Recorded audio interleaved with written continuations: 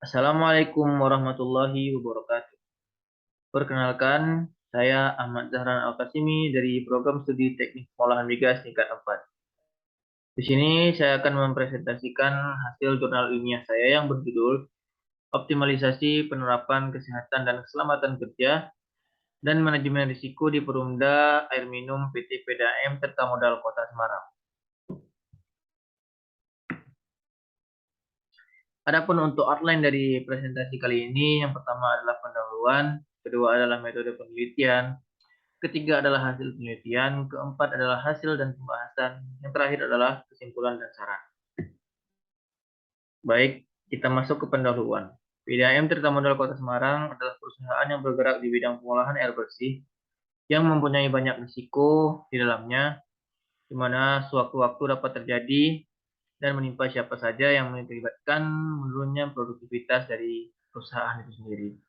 Oleh karenanya, PDAM Tirta Modal Kota Semarang menerapkan sistem manajemen keselamatan dan kesehatan kerja untuk menunjang keselamatan dan kesejahteraan daripada pegawai di perusahaan tersebut. Baik, selanjutnya adalah rumusan masalah, bagaimana mengidentifikasi potensi terjadinya bahaya di luar ruang lingkup perusahaan. Adapun tujuan penelitian adalah untuk mengetahui bagaimana penerapan ketiga di perusahaan itu, kemudian bagaimana manajemen risiko yang diterapkan oleh perusahaan. Adapun batasan masalah adalah hanya membahas penerapan ketiga yang diterapkan di PDAM Tirta Modal Kota Semarang. Untuk metode penelitian adalah ada tempat dan waktu yang bertempat di PDAM Tirta Modal Kota Semarang yang dilaksanakan pada tanggal 15 Desember sampai dengan 29 Februari 2022. Adapun metode yang kita gunakan pada penelitian ini adalah observasi lapangan dan wawancara serta metode Hazard Identification, Risk Assessment, and Risk Control atau HIRA. Adapun variabel penelitian ada variabel bebas dan variabel terikat. Kita masuk pada hasil penelitian. Di sini ada matriks penilaian risiko, di mana ada likelihood dan impact, di mana semakin sering suatu risiko itu terjadi, suatu kejadian yang menimbulkan risiko itu terjadi, dan memiliki tingkat keparahan yang tinggi, kategori high di sini, maka dia akan semakin bahaya dan harus segera ditangani baik dari atasan maupun dari bawahan itu sendiri. Setelah hasil didapatkan, setelah observasi lapangan, maka didapatkan kategori medium high sebanyak 7 buah, kemudian kategori high ini sebanyak 4, dan dapat disimpulkan bahwasanya banyak sekali risiko potensi-potensi bahaya yang dapat terjadi di ruang lingkup perusahaan. Selanjutnya adalah grafik responden. Ini adalah respon dari pertanyaan mengenai pemahaman ketiga pada pegawai yang ada di perusahaan, di mana dalam hal ini 70% pegawai sudah memahami akan pentingnya ketiga terhadap keselamatan mereka sendiri. Selanjutnya ada data kecelakaan kerja di 3 tahun terakhir, di mana 2019, 2020, dan 2021. Di sini terdata kecelakaan yang tergolong sedikit untuk perusahaan yang berjalan di bidang pengolahan air bersih. Selanjutnya adalah grafik angka kecelakaan kerja, di mana pada tahun 2020 merupakan tahun terbanyak di mana terjadinya kecelakaan kerja.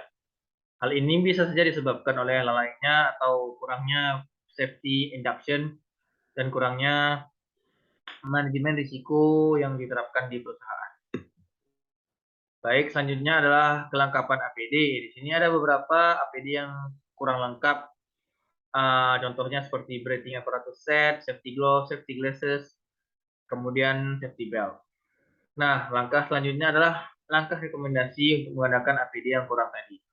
Di mana di sini kita mengadakan 4 peralatan yang kurang untuk menunjang keselamatan kerja pada pegawai di perusahaan itu sendiri, yang mana kos total menghabiskan Rp153.200.000. Jumlah ini tidak sebanding dengan nyawa manusia yang akan terlindungi atau terselamatkan dengan lengkapnya APD yang tersedia di perusahaan.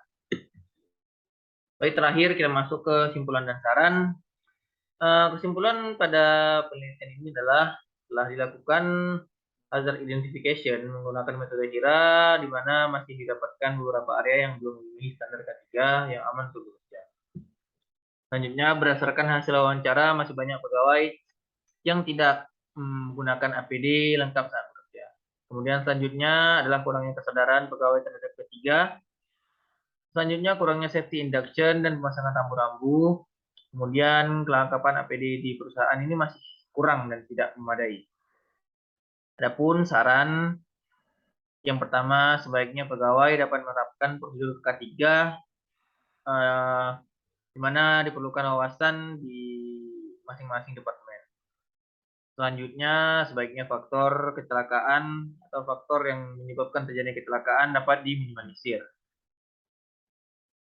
Selanjutnya, sebaiknya agar perusahaan dapat menambahkan APD yang kurang dan mengganti APD yang sudah usang dengan yang baru.